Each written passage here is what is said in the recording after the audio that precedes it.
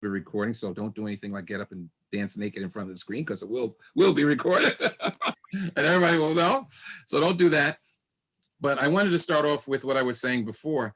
One of the parameters about what we're doing here is right now we're hopefully you continue to read Difficult Conversations. You're reading a little bit about Never Split the Difference, which we were talking about last time. We were talking about mirroring, matching. We're going to be talking about that again. So I'm going to ask a question. What are you learning? Do you feel that you're learning anything? Do you feel, obviously say, well, I should say I'm learning something. I've been in classes where I felt like, what the heck is this class about? What am I trying to learn? But I want you to understand, why are we spending so much time, do you think, and did you think my syllabus is designed for you to spend time on mirroring? There's a lot of time spent on mirroring. Why do you think I do that? Why do you think? Anybody? Yes, Nicholas. Mirroring is very important because it'll help you influence others, follow up different people, listening to what they have to say. Absolutely. And being in each other's shoes, feeling the same way that they feel. Yeah, I think that that's really important. That mirroring is a really powerful tool. That's really what we're doing here. And we're going to actually understand this from a deeper levels, even deeper than what's in the book. I have a philosophy in my negotiations, which is unique, I believe, to my philosophy. Most people in negotiations, do you think they tell you in most negotiation courses, you take a negotiation course, do you think they tell you to go first or last? What do you think?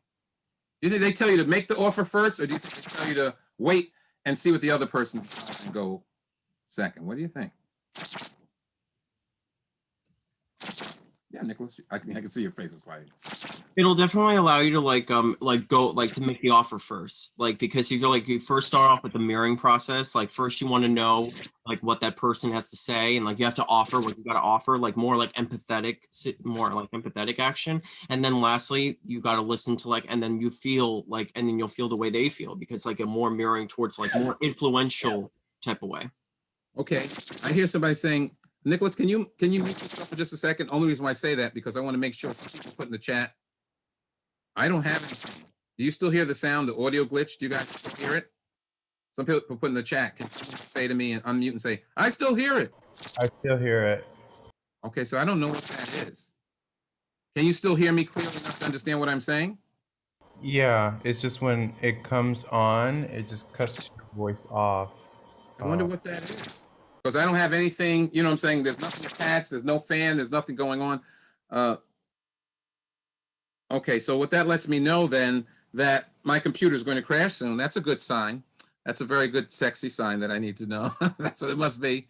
But let's go continue. I just want to make sure, so I can actually, hopefully won't manifest itself in the context of the videos that I'm going to show you. Okay, I'm going to show you a series of videos. But I think I want to build off what Nicholas was saying. The basic point is this. This is the basic point. Most negotiation classes will tell you to wait, to accept the offer, and then respond, because then you get an idea of where the other party is wanting the negotiations to go. Does that make sense? You get an idea of where they want to go, and therefore you can counter what they do. In fact, one of the most famous negotiating phrases in a lot of negotiation courses is, he who goes first is lost. So you may hear that sometimes. He who goes first is lost. But I want you to know, I have a different philosophy. I believe that by going first, you set the agenda. You set the parameters. You get to decide how to influence another person who's involved in the process. Okay? And I know that's counterintuitive when a lot of classes, in real estate and things of that nature. I'm not saying you should never wait for the second offer or wait to receive the offer. I'm not saying that. But I'm saying a lot of times it's very, very powerful for yourself to determine what the offer is going to be. And one of the reasons why, I'm going to have another video probably with regards to Stanford's training. Stanford University, one of the top colleges in the country, talks about making the offer, make it the person go first. You get to aspire to what you want. And your what they call an aspiration point, and then you have what the other parties call your reservation point. Everybody, and this is a key point in negotiations, which is something that Chris Voss does specify later in the book and Never Split the Difference. But I want to tell you this now. You have to know your no's. In case there's some problem with my video, I want to make sure you understand that. You have to know your no's. Why do you think that's important? Why do we think that you have to know your no's? Anybody? You can, yes, Nicholas, unmute yourself. Because they will help you like know like what's right or wrong, and you'll know for yourself. That's very, very important. Anybody else? Anybody else have anything? You type it in the chat. I'm watching it. I think that it's important to know your limits and whether or not you can do something, and knowing your body and yourself, I think, is very important. I think it's crucial. Like the dog coming out. He too, who's been my neighbor, releases their dog at this time. And I think that's also no. So I want to show you. Does anybody else have anything else? Because I do want to show you a video about what happens when you don't know your nose. Okay? I'm going to show you two videos, actually. The first one is a kind of interesting thing. I want to show you that video. And then another, very quick videos. But I think it's important to see. I think it's important to see if you can. And let's see what we can do here. Screen. Let's computer sound. What's going on here? Let me do this. I can't minimize it. I have to do the share screen. Do something else. You should see it in a second. And then I'm going to diminish that in a second. Let's see here. Nope. Let's get rid of you. That one. I know it's weird. You guys can see me making the I was trying to use this one's first. Let's use this one first. If everyone can hear and see the screen, just let me know before. You can see it? All right. Yes. Let's see if you can hear. Pay attention.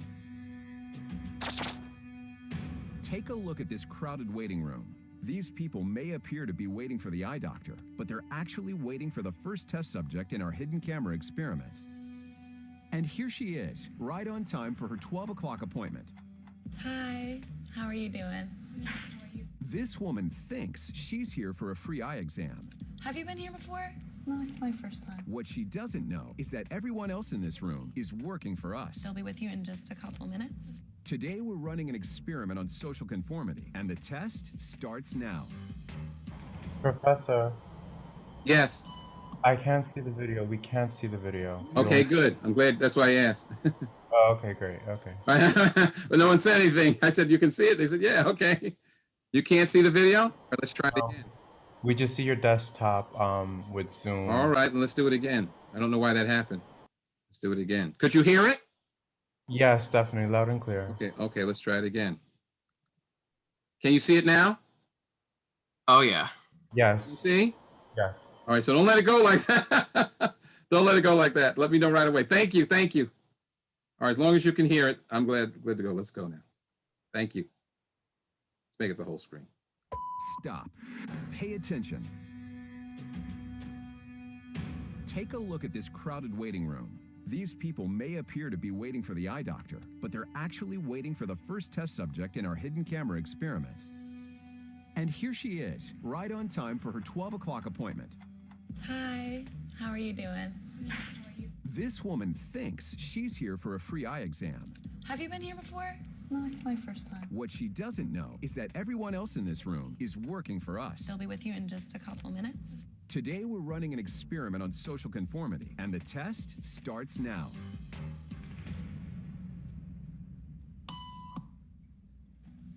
Did you hear that? These people sure did.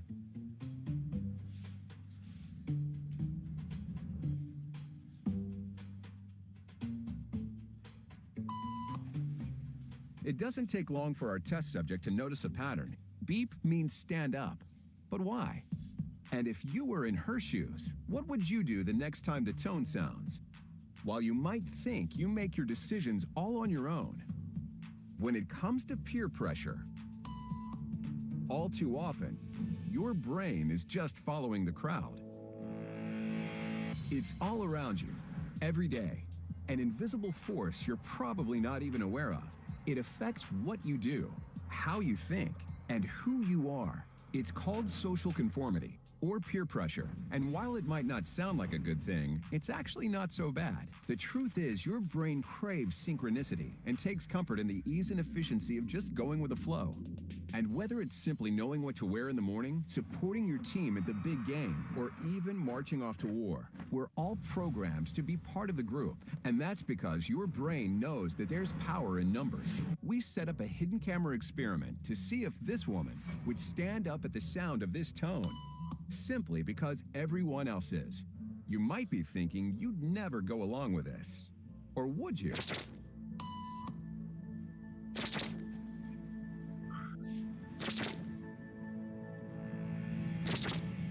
After just 3 beeps, and without knowing why she's doing it, this woman is now conforming perfectly to the group.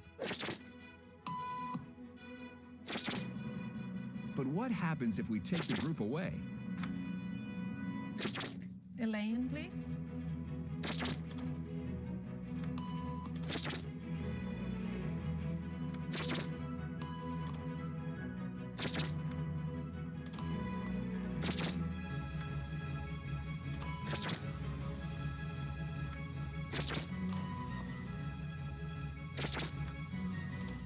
Okay, now she's alone. The crowd is gone and nobody is watching her, except our hidden cameras. What do you think she'll do?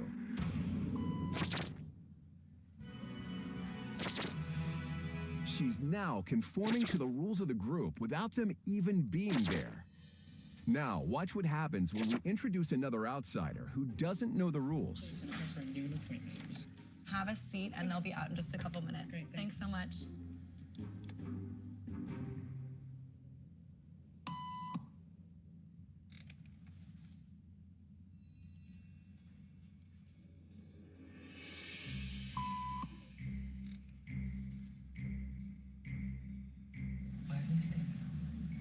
Everybody was doing it, so I thought I was supposed to. Think she'll teach the new guy what to do?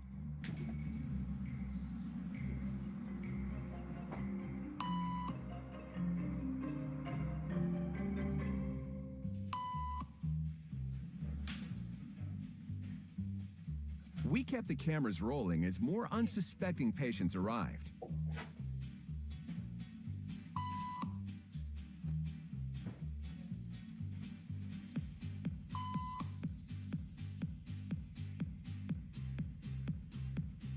And slowly but surely, what began as a random rule for this woman has now become the social norm for everyone in this waiting room. Here to explain what's going on in their brains is Jonah Berger of the University of Pennsylvania. This sort of internalized form of herd behavior is part of what we call social learning. Starting at a very early age, when we see members of our group perform a task, our brains literally reward us for following in their footsteps. When I saw everybody stand up, I felt like I needed to join them. Otherwise, Let's stop there. I would like to discuss this. What do you guys think? I have, Seen that before? yes, I feel like I see that now when we wear a mask. Okay, Yeah. here we go. Is that an interesting way now we can think about speaking a little louder, probably like a lunatic? I'm so loud probably, but I want to make sure you got this view. Look at what happened there. You had a series of people just simply, as Ronnie suggested, just like with masks, other people are doing it, so we all feel what? I better what? But do it. And in fact, what will happen is, think about all the other people who came into the waiting room over time conformed to the basic rules when they didn't even know what the rules were. You can see these on the internet. You can find them called social conformity exercise, and there are hundreds of them, literally hundreds of them. So why would I show you this in a negotiation class when we've been looking at never split the difference? What do you think? Why would I show you that? Does it correlate with the idea of mirroring? Exactly. Exactly. See the power of once you get people entrained, in other words, they start to do the habit, right? Automatically, they feel comfortable. We talked about what last time? We talked about the 6 human needs, right? Yes. We talked about the first one was what? Yes. Certainty. Certainty, right? So by conforming and you have someone conform with you, you get a certain amount of safety and certainty in the interaction. So when you mirror someone, you make them feel safe. If she continued to sit down, regardless of the fact that everybody was standing in the beginning, the more they did it, the more uneasy she would have felt, uncertain she would have felt. So we're compelled sort of to behave according to that which makes us feel safe. And so that's why mirroring someone makes them feel that you understand what they are sort of feeling. Does that make sense to everyone? All right, so let me show you another one. Hopefully this works. Anyone have any questions about that before I let Suma in? Anyone else have any questions about that, what we saw? We're going to see another question in that area. And hopefully it'll make sense. I'm going to show you that. Tell me if you can see the screen again for a second. See the screen, and I have to somehow diminish that screen. This is always a telltale sign when I. Can you see the screen? Oh yeah. Yeah. Okay. Trying to get rid of the size of it for a second. It's like harassment. I'm like, Let's get rid of that one. And okay, I'm gonna have to re-show the screen again. And what you're gonna see is another one of you're gonna see another one of the I don't think you can see. Can you see my screen yet? Yeah, I see the YouTube screen. You see the YouTube screen. Okay, so I'm gonna go with this one though. Didn't do it. It's always such a hassle. It's all right. Let's do it again. Let's try it one more time. Let's get rid of these two. Hopefully it'll open up. That's not what I want to do. Okay. That's the one I want to get. I want to show you this one. Can you see my screen now? Yes. All right. It says mirror act. Do you see that one? Mirror act makes man a thief. How Okay. to be I want to show you this video to show you how powerful mirroring actually can be. So I'm actually taking another chance to show you the power of mirroring one more time. It's a very short video, 5 minutes. Let's watch it together.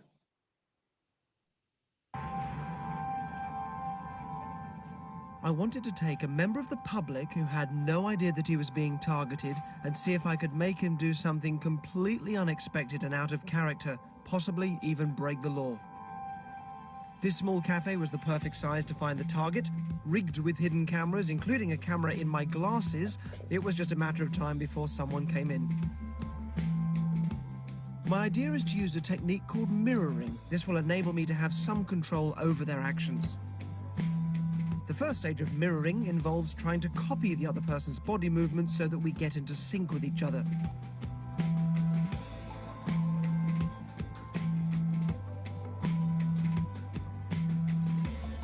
It often takes several attempts before I find the right person.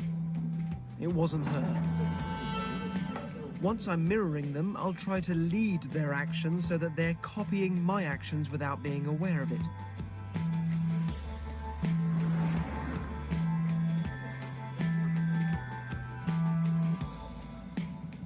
After a while, a third person appears.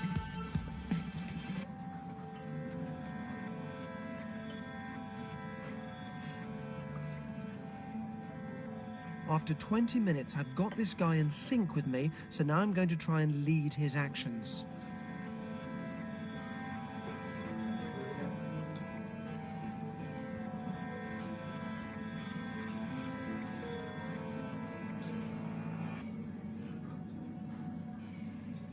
He's now copying me without realizing it, and I'm going to try and make him feel sleepy.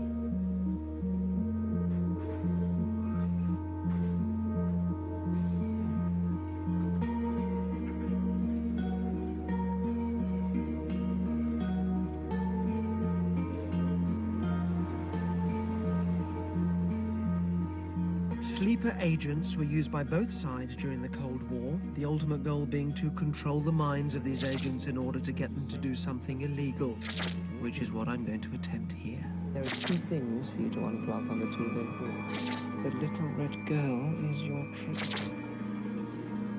I pay for his coffee and leave.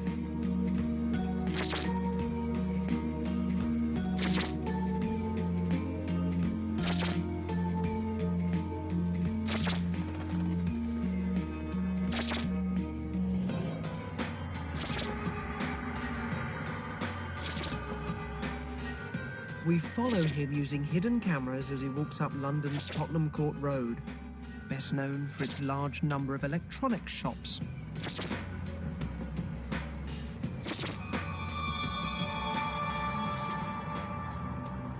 The little red girl is your trigger.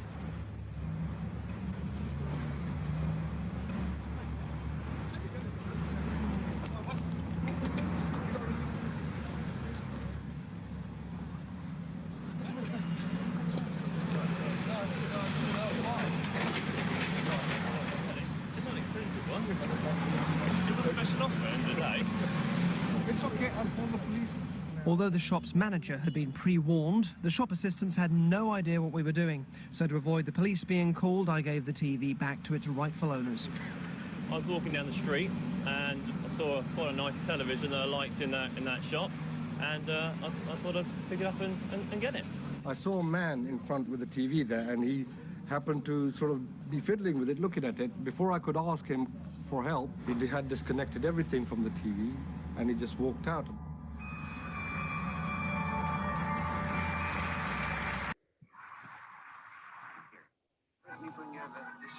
Wait 1 second.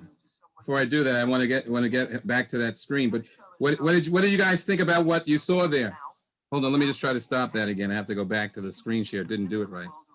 Let's do that. Let's do that. Now we can stop the screen share. What'd you guys think? That was super Shocking? interesting. That was super interesting. I liked it. Right? It's totally different. And I want to make sure that you're clear about this. I want to make it totally, totally clear. I'm trying to show you things that will change your destiny. How many people do you think really know about this? I mean, they see it on the videos, but we now know, how can we mirror someone? I showed you that last video for a reason. How can you mirror? What things can we do? Do we have to be, never split the difference. He talks about language use of mirroring, that right? But you can do more than mirror just language. What else can you do that you saw in the video?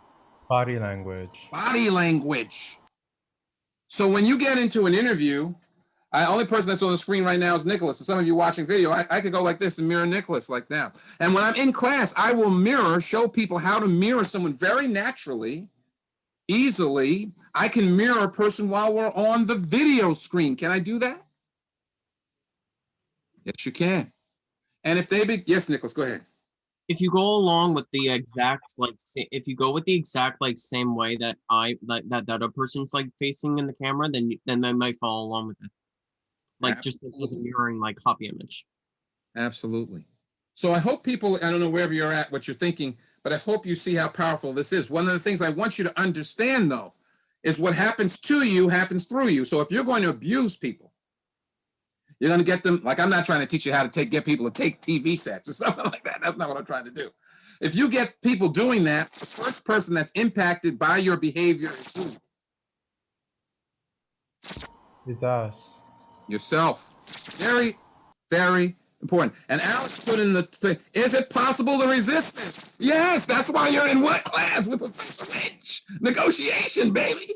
And that's why I tell you, don't go what? Second, go what? Go first. First, you be the influencer. When you get into the habit of being an influencer in your life, you will automatically be, you don't have to think, am I going to resist this? Do they, they're going to trick me? Because you will automatically think what? Differently. You will be a critical thinker about the situations that are occurring in your life. Some people say, oh, treat your girlfriend poorly or treat your boyfriend poorly, treat the significant other, because that's what the group think tells us to think. Don't listen to the people in your culture. Your culture is old-fashioned. Don't listen to them. Listen to what you see in front of you, and that is making you and bringing you your joy, your happiness, your kindness. That's important. You be the leader, not the follower. Which is, you be the leader, not the follower. So fundamentally, one of the key things to know about this class is, as Alex Lev asked to everybody, is it possible to resist this? The easiest way to resist this is to know yourself for real. It's the reason why, the next assignment is on mirroring. So I'm taking a lot of time on this mirroring thing because you can see how powerful this is. If you remember early on, in one of the very first videos I showed you was the video about going into the mall. And everyone raised their hands, right? Like a machine. No one said anything. He used what to move it? He didn't use mirroring of the body. He used mirroring of the language patterns that they heard over and over again. That's what Never Split the Difference is talking about. Nobody knows this stuff, and that's why I'm very irritated that he wrote the book and not me. Right? He wrote the book and not me. He's making the money, not me. Right? But I want you to know how powerful this is, and I'm going to show you next video we're going to watch. It's a little longer. Ronnie mentioned before he saw the video, and I want you to see this video, meaning he saw the little thing. But before we go to that, we might go about 2 minutes longer. Did anyone have any questions about what they saw? Obviously, I'm teaching you stuff that's not in the book, right? And it's not going to be in any books, right? So that's why when I told you in the last meeting, you want to know what the 6 human needs are. No one's going to talk about that ever. You are going to be the only people, and the other students like you who took this class, who know how to put all this together, because nobody else is doing this. I just got an invite last week to write a book on negotiations. So I'm thinking about doing it, but I don't want to do it before you guys graduate, so you guys have the expertise that no one else will have. Yes, Ronnie, I see your hand. No, I'm applauding. Okay, right? So so I want you to understand, this isn't something I'm making up. I want you to know that's how serious this is. Because nobody, I don't care if you went to Stanford, I don't care if you go to Harvard, I don't care if you go to Columbia, you won't know this stuff because that's not how they think about negotiation. They think about it, these are my rules, I'm going to present this offer, I'm going to get this counter offer, and no. We are negotiating from the minute we walk into the room. We are influencing that person who is interviewing us before they even meet us, because they're going to do it in an email. We're going to do it in the way we speak to them on the telephone. Because we're not going to do it accidentally. We're going to do it on what? Purpose. Too often people wait, when we get into that room, I'm already relaxed. I don't care what you do because I've already influenced you before you got into the room. Very important. Very important. So let's watch the next video. The next video really is the idea that I wanted you to come out of this class today with is go first. Hopefully you might have to go about 7 minutes. Sometimes you have to leave a little early. I understand that. But I wanted you to see this next video because it's that important. It's basically going to the idea of let's go first. Okay, so let me share this again. Let me get rid of this. Let me get rid of this one. Let's see this one. Can everybody see the screen now? Oh, yeah. Okay, great. So let's watch this TED Talk. He's talking about inauthentic behavior. Why it's important to be, sounds weird. You're supposed to be authentic, right? Inauthentic behavior. Let's watch 20 minutes and then you go.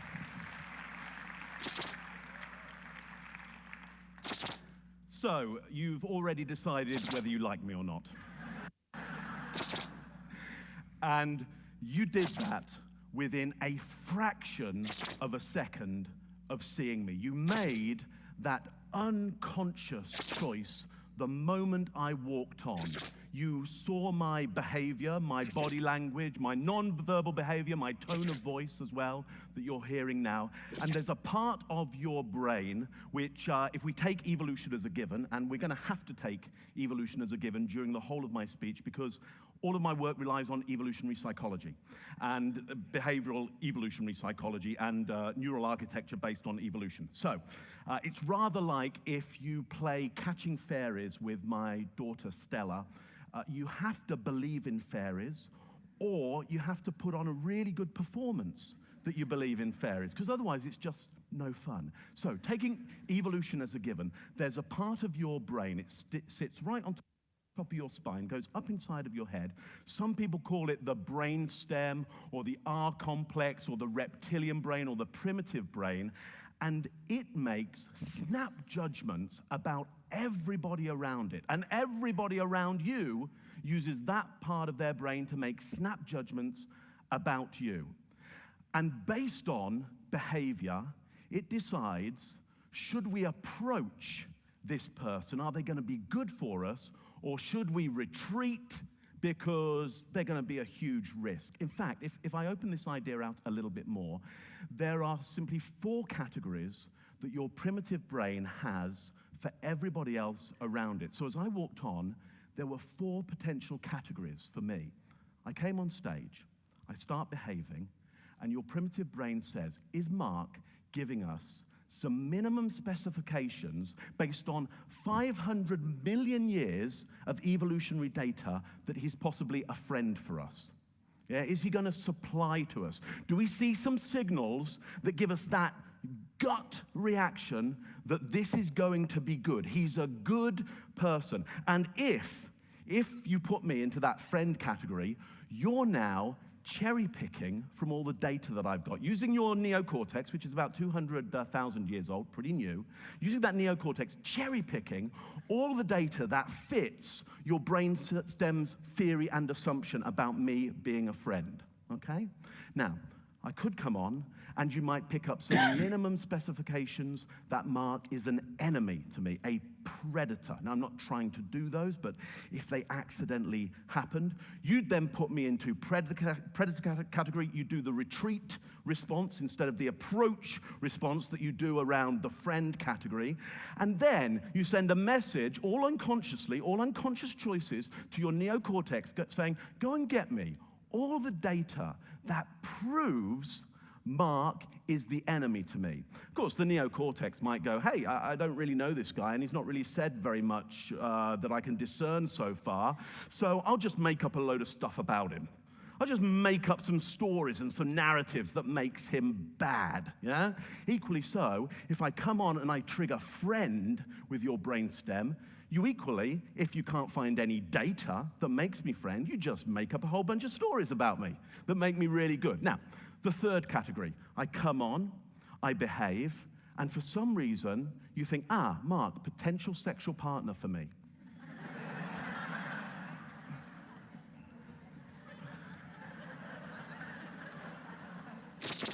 So, when I do this, not usually that much laughter. Okay?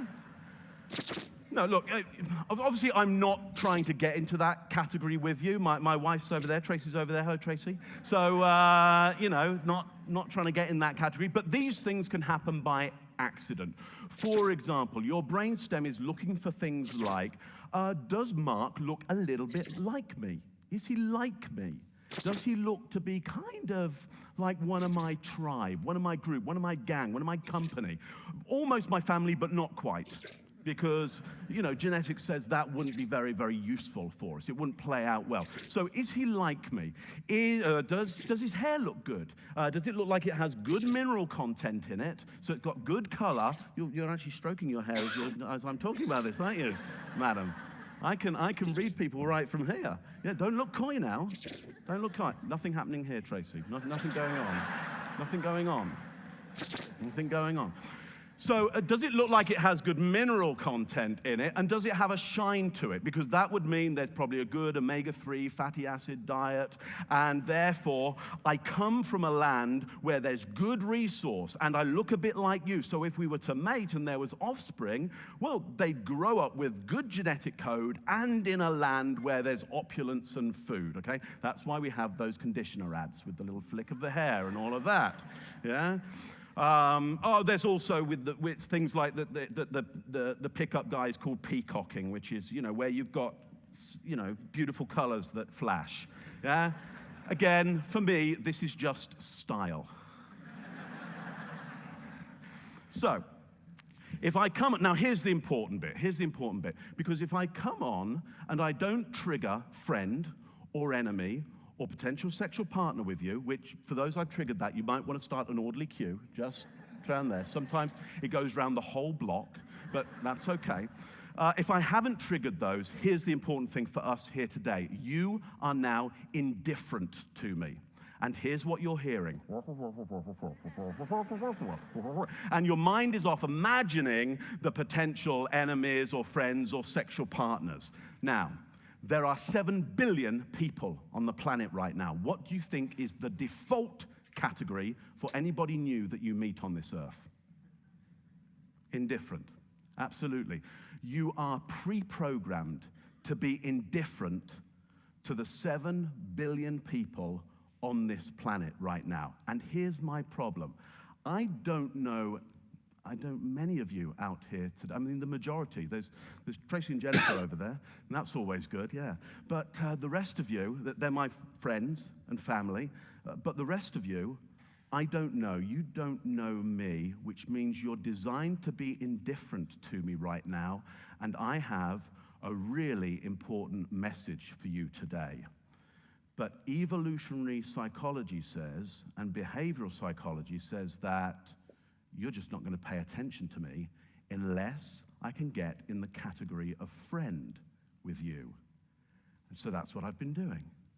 All the time I've been on here so far, I've been giving you the signals to your primitive brain that will trigger you to cause me to go into friend category with you and cherry pick from all the language that I've given you only the stuff that is good. And if you couldn't find anything good, you've been making it up in your head. So I just want to let you into the secret, because I want you to be able to do this, with your friends and family and at work and wherever you want to do this kind of thing. I think should be free to all. So here's what I've been doing. Look, you know all this stuff. This stuff's easy. The smile. Okay? Smile, it's a universal signal across the planet, okay? It's the same, whatever place you come from, whoever you were born to, or whether you were born at the top of a mountain or down by a lake, doesn't matter your country, doesn't matter who your parents were, everybody smiles the same. The muscles here tighten to pull up the sides of the lips, but that's not enough. Friend, enemy, or potential sexual partner? For those of you at the back who are a distance from me, you're indifferent to me right now. But these people down the front in close proximity, almost certainly in personal space or social space here, yeah, you are getting triggered with the minimum specifications for a predator, which is not the full signal. Yeah? Half signal, insufficient data. When insufficient data, your primitive brain defaults to negatives. I can't do a half smile. Yeah, I can't do a teethy smile either. That's get out of my territory. Yeah, I bite. So I need to narrow the eyes here, which will cause wrinkles to happen here. I can't flash this signal to you either. I can't just go like that. We know that the smile must build over 3 seconds, and it must sustain for about 3 seconds. Otherwise, it's insufficient data, and your primitive brain goes, predator. It doesn't get the full signal. Better be safe than sorry. The fight and flight system would rather judge me as a predator when I'm not and behave as if I'm a predator just to be safe. So if I can sustain this and build this over about 3 seconds, narrow those eyes, and get that smile, and get eye contact with some people, they'll smile back at me. Yeah, there we go. Good. That's good. Now, what I add to this is called the eyebrow flash. Okay? The eyebrows flash up. In fact, sometimes I sustain it for a long time. Yeah? And this is a universal signal for, I recognize you, I know you, you're my friend, you're a friend of the family. You can do this walking down the street. You walk down a street like this and you go, hello. And literally, it triggers their primitive brain, and they're like, oh, hey, good to meet you. When was it we last, yeah, no, it was last week, wasn't it? And yeah, how are the kids? And after about 5 minutes, they're like, so where do I know you from? And you're like, you don't, bye-bye. And off you go. Fantastic. You can try this. Here's the really important one. Is I show you no tools, no weapons, empty hands. It's a universal signal, okay, for I come unarmed. If Darwin was right, we're descendant from ground-dwelling mammals. As the forests of Africa receded during climate change, yeah, the plains started to open up. The ground-dwelling mammal decided, I will stand upright. Didn't do it in a few hours. Obviously, it took hundreds of thousands of years. Stood upright. When it stood upright, great, it had control of the hands now. That's really useful. I can be tactile. I can manipulate the world around me. But also now, my belly area with lots of soft, delicate organs in is not protected by the ground. That means under stress, I better protect that. And if I'm not under stress, if I'm not a predator and you're not a predator, then I display this area to you with no tools, no weapons. I call this area the truth plane, because this is where you'll get stimulated and triggered at an unconscious level to choose me as being honest and truthful and good to be around. And if I smile with that as well and raise my eyebrows, you all go, Mark could read the telephone directory to us, because you cherry pick the numbers that you thought were great in it. Now, at this point, what people usually start to think is, actually, Mark, I'm getting a little bit disappointed now. Yeah.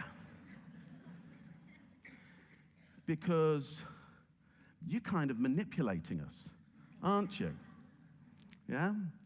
And yeah, I absolutely am. And you say, Mark, why can't you be honest? Yeah, why can't you just be truthful? Why can't you just be authentic with us?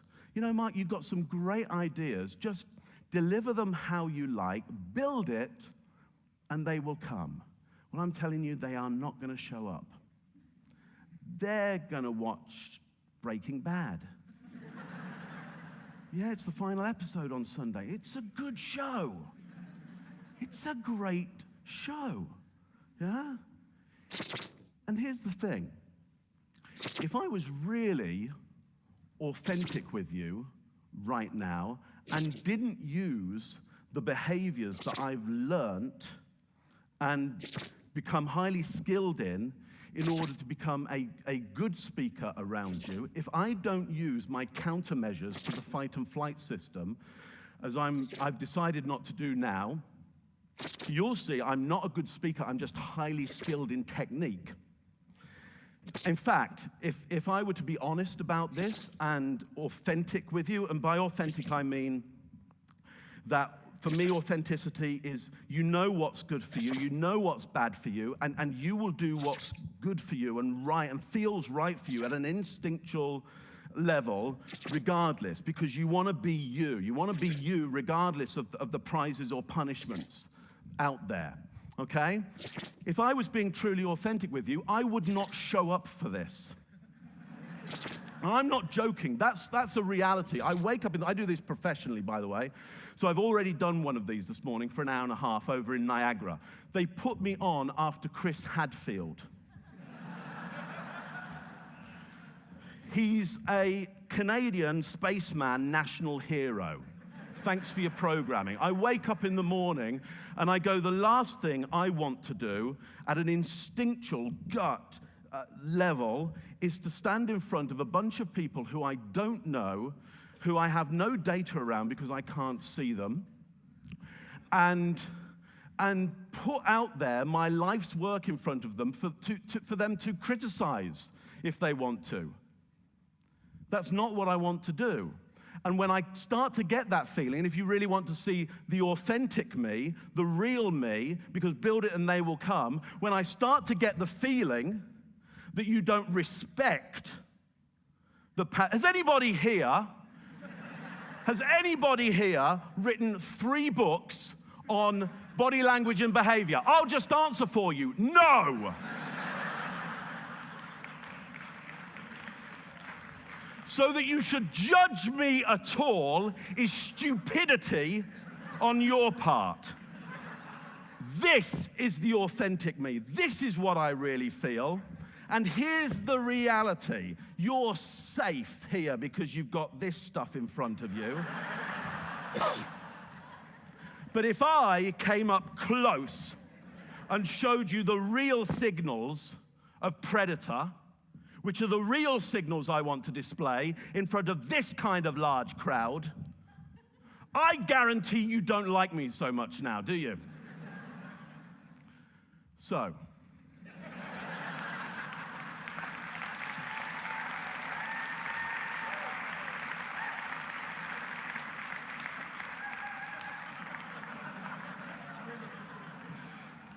this stuff works so well. So, I choose my behaviors around you. And I'm going to tell you again, because what's coming up for me is a really important message for you. And if I act authentically, honestly in front of you, you're not going to listen to me. And I hope you listen to this, because it's really important. I want you to have a look around you right now. That isn't a piece of rhetoric. I mean, actually look around you right now. And look at the back, because there's lots of people here, okay? There's a lot of you. There's about 1,000 of you here today. Understand this. You're designed to be indifferent to each other. You're designed today to really just hang out with the people that you came with. You'll spot a few others who are like you, your tribal members. Yeah? Oh, brilliant. Yeah, nice. Yeah, great, isn't it? Yeah? But you've seen some people already today, and they triggered predator in you, enemy. And more important, you know who they are. Yeah. And you've also met some people today, the majority here, and you don't know who they are. You're indifferent to them, and you're never going to meet them. And you've got a brilliant, life-changing idea for you, your family, your town, your city, your world, your universe, and beyond that, if you've got an intelligence way beyond mine, which undoubtedly, together, you certainly all have. Can't believe I said that. You've got some brilliant ideas, and they've got some brilliant ideas, but you're designed to be indifferent to each other. So I'm asking you today, I'm challenging you, and in fact, I'm just going to beg you. Okay? I'm just going to beg you. I need you to be more inauthentic with each other today. Not just today, tomorrow, the day after, and for the rest of your life. Because if you don't choose behaviors beyond your natural instincts for what you like and don't like, you will miss brilliant opportunities in your life.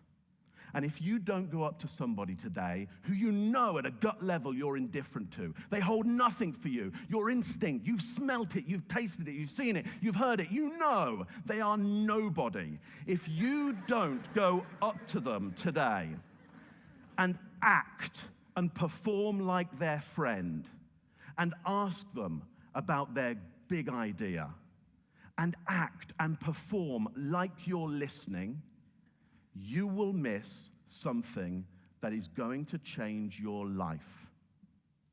So I'm begging you to act anything else but indifferent to the people around you today. If, I believe, we could all be a little more inauthentic with each other now and again, we might find that we are so much more than what we think we are. We might find that we are so much more than we actually are. Because I truly believe it isn't your innate ideas or abilities or behaviors or skills or position that defines or has to define who you really are. It can be the conscious choices that you make in spite of all of that.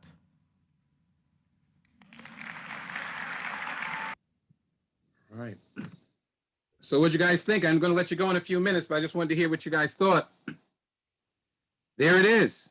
Stand guard at the gate of your mind. Yes, Nicholas, go ahead. Having the authenticity is what's key. Knowing what's right and knowing what's good or bad and stuff like that. Always got to be sure. You always got to be authentic, not inauthentic. You got to be more significant to the people who you're surrounded with. Well, it's important. So here's the key thing. A lot of times, for example, I wrote down as I was watching this, what is the media and the news program us to be like? Is it programming us to be afraid of each other? Or is it programming us to put ourselves in the friend category? Friend, potential enemy, potential sexual partner, or indifference. I would say to you that most of us are being trained by our media and the things we absorb to look at people as potential threats, person to cough at me, whatever it is, I better wear a mask, right? So I want you to understand what you're learning in this class is the power to go first. And the power to go first means that you take actions that are in alignment, as Nicholas said, with your deepest held values, so that you can engage more people by not making them indifferent to them, but making them what? Your friend. And when you go into negotiations, if you can make the other side see that you have real value and respect for them, not fake it, right? You might wonder why. I came on in the very few days. I hope you pay attention. I wasn't feeling well, right? I'm feeling a little nasal stuff going on, a little cough in my throat. But I wasn't feeling well. And I said, I'm going to come here anyway. But I didn't frown. I smiled for a reason. Now that's part of my personality because I'm willing to do what? Go second or first? Go first. Go first. So even your smile is a power of influence. How you use your hands is a power of influence. We don't seek to control. We seek to influence on the basis of our trying to put forth our best behavior so that you give the other person an option so that they can be their best too. What do you think? Is that different? If you did that on a regular basis, engage with people who mean nothing, as he said, or quote unquote, we call them nobodies. Do you think enough people have dreams inside of themselves that they could potentially change the world? I really believe each one of you, in this brief call that we have today, Zoom call, each of you has something inside of you that you want to get out. A flower must bloom. The sun must set. And there's something inside of you that wants to get out. Something great inside of you that is true to your nature that wants to get out and make a contribution. That's one of the 6 human needs. A contribution to something greater than yourself. Does that make sense? Absolutely. All right. So are we okay? Does anyone have any questions about where we are? You're going to have to do the next assignment is on the 19th. But we've talked about mirroring a lot, haven't we? So when you go and read the book, it now has a contextualization that should almost hit you emotionally if you've been you've been on the things, you've been brushing your teeth or whatever you're doing. On an emotional level, you now know the power of mirroring. You've seen the videos. You can go back over this video again and you can understand it better. Does that make sense? Yes. All right. Yes, sir. All right. So as long as you guys can hear and see the value of this, I want you to remember this last thing before I let you go. The goal should be when you educate yourselves for the rest of your life to deal in profound knowledge. And what is profound knowledge? Something you can learn quickly that will change your destiny forever. You go first, you resist being a victim in the mall. You do this first, you learn how to go first, You resist, you learn how to resist naturally. Someone convincing you to do something you at your core don't want to do. That's how you resist those hidden controllers or influencers. Okay? All right, everybody. Thank you. Yo, yes, Nicholas, what are you going to say? Also, what's also important, avoid social conformity. Peer pressure is out. Yeah, well, the whole problem is, here's the problem with conformity and social. It's great when you see it in a video, but when you're sitting down, you don't know you're being a victim of social conformity. You don't know that until after you get to step out of the situation. Normally, we're in the situation and we're overwhelmed by circumstances. My friend were there, and that's why we did it, right? You know, a lot of you don't know that I'm working on the areas of trying to get the city to do it, and you're going to see that because you've been doing the peace team. Some of you went and did that. I'm trying to set up a march, a peace march in the city on behalf of our Asian American, I call them brothers and sisters here in the city, because a lot of them have been slashed, beaten, 90-year-old men beaten, and so forth. Well, we've got to do something. And well, how does that? You say, I wouldn't do that, but other people, sometimes when they get in a group, we already know the 6 human needs, right? Connection. They do something that they otherwise wouldn't have done on their own. So we need to figure out another way so that, like you said, Nicholas, a social conformity of going first, where we show compassion, kindness, and sympathetic empathy for others by going first. Something new and different, right? You saw that empathetic communication in the nonviolent communication, right? That's why I'm using that language now, because you understand where that's coming from. All right? All right, everyone. Thank you. Be safe, and we'll meet again next week. All right? All right. Thank you very much. Remember, go first. Thank you. Bye-bye. Thank you, Professor. Thank you. Bye now.